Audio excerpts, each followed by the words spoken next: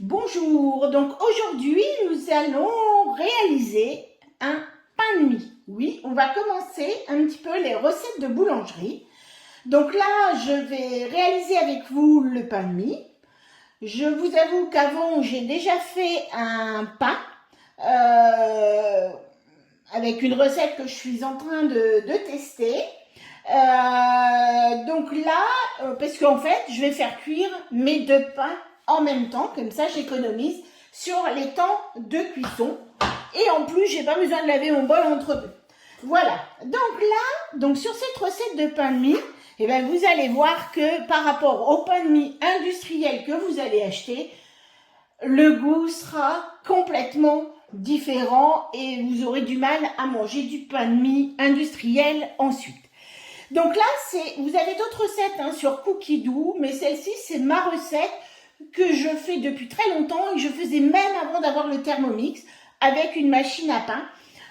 Si ce n'est qu'avec la machine à pain, je faisais juste le pétrissage, mais un pétrissage qui durait plus d'une demi-heure. Voilà, donc là, on va réaliser, donc pour cette recette, il va nous falloir 160 g d'eau froide et 90 g de lait, donc soit je dirais 250 g de liquide. Donc 160 g d'eau et 90 g de lait. Froid, bien sûr. Il va nous falloir 450 g de farine T55, farine de base.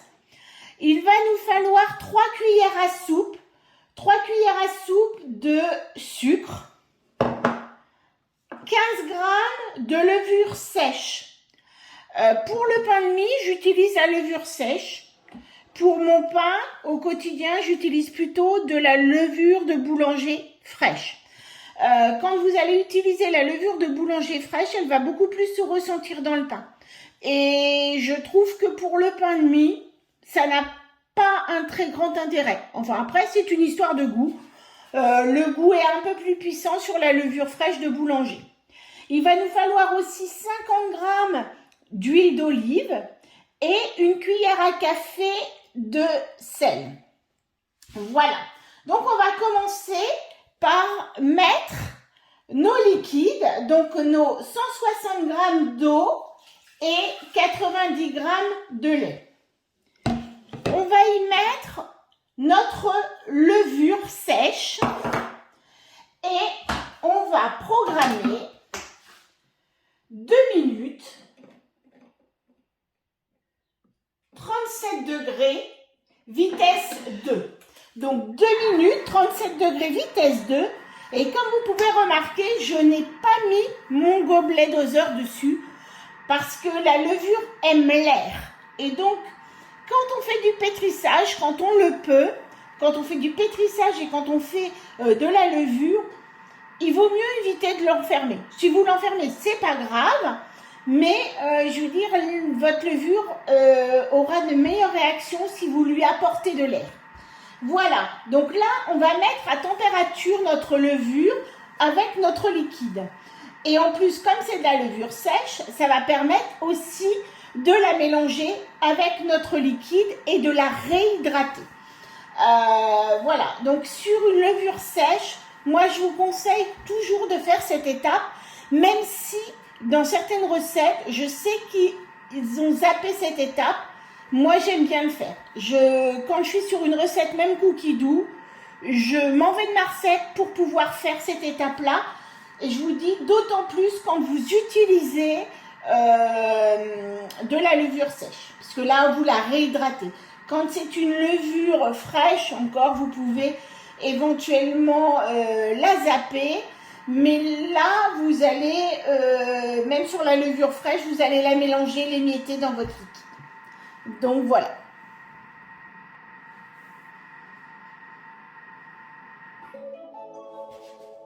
Voilà, donc là, maintenant, je vais rajouter mes 3 cuillères à soupe de sucre. Alors, vous pouvez très bien mettre en contact le sucre avec la levure, c'est pas gênant. Par contre, on ne met jamais en contact la levure et le sel, puisque le sel va brûler la levure. Après, là, on va rajouter nos 450 grammes. Je vais tout doucement parce que là, hop, je l'ai mis dans un saladier que je vais réutiliser après pour faire lever ma pâte. Et c'est pas très pratique. Donc voilà, nos 450 grammes de farine. Je vais rajouter une cuillère à café de sel. Donc voilà, une cuillère à café. Je vais aussi rajouter, donc là, mon sel est sur ma farine. Donc là, il ne va pas être en contact direct avec ma levure. Et je vais aller rajouter aussi, si ça veut venir, 50 grammes d'huile d'olive.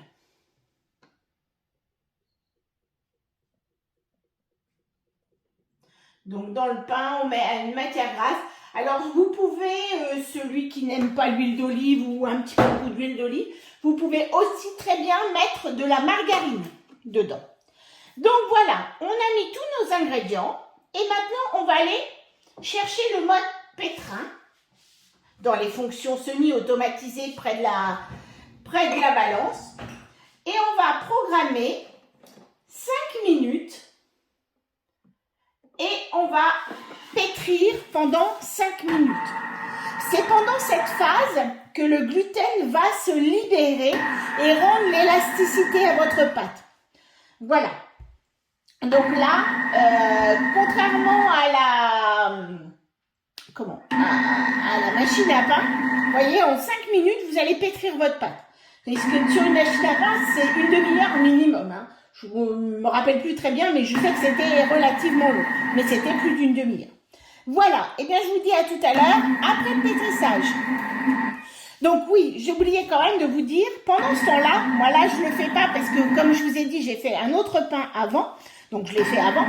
Je mets dans mon micro-ondes un bol d'eau que je mets pendant 2 minutes à la vitesse maxi pour créer dans mon micro-ondes une chaleur chaude et humide.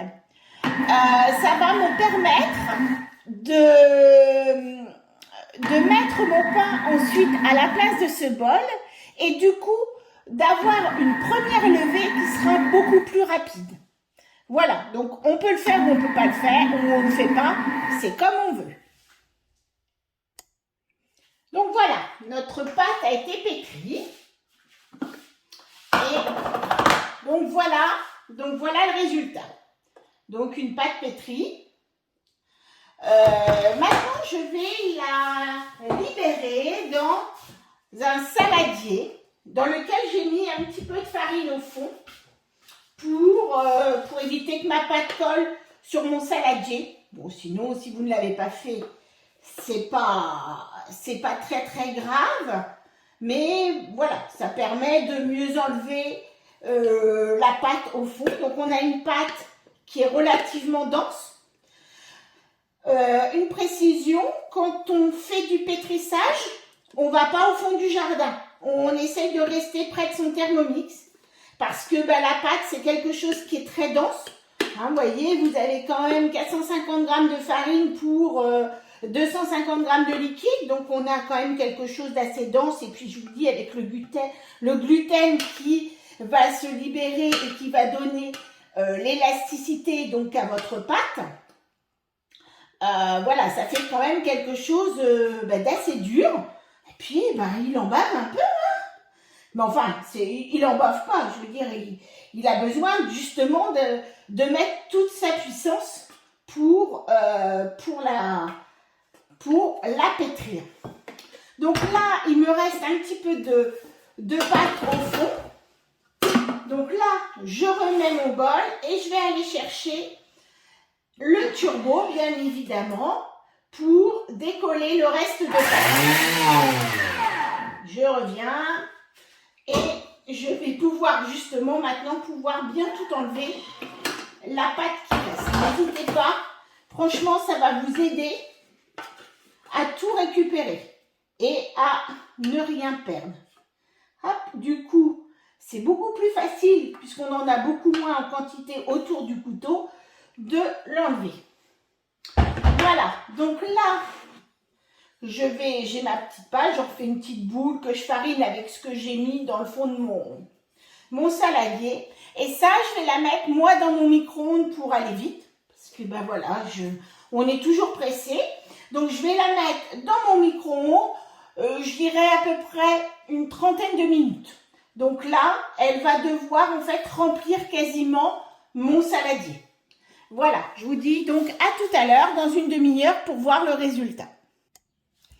Donc voilà, une demi-heure a passé.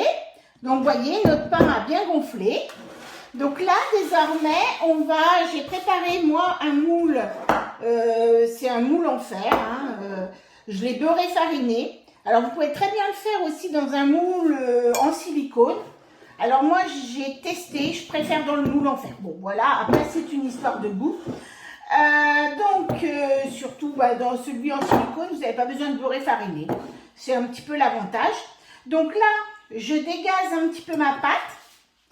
Donc, j'enlève, je la fais baisser. Et je vais la mettre à la forme de mon moule à cake. Voilà, tout simplement. Je vais la mettre dedans. Et je vais la mettre dans mon four à 50 degrés pendant, je dirais, une vingtaine de minutes. Voilà, tout simplement. Donc voilà notre pain de mie. Là, donc après la deuxième levée. Donc là, il va pouvoir maintenant passer au four. Je vais mettre, j'ai mis mon four à 180 degrés en chaleur tournante. Comme ça, je vais pouvoir mettre en fait mon pain de mie et mon autre pain de consommation, mon pain aux graines de lin que je teste, une nouvelle recette que je teste. Je vais les faire cuire donc en même temps.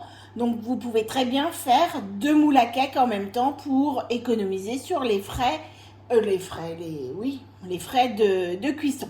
Donc on va le mettre environ une vingtaine de minutes.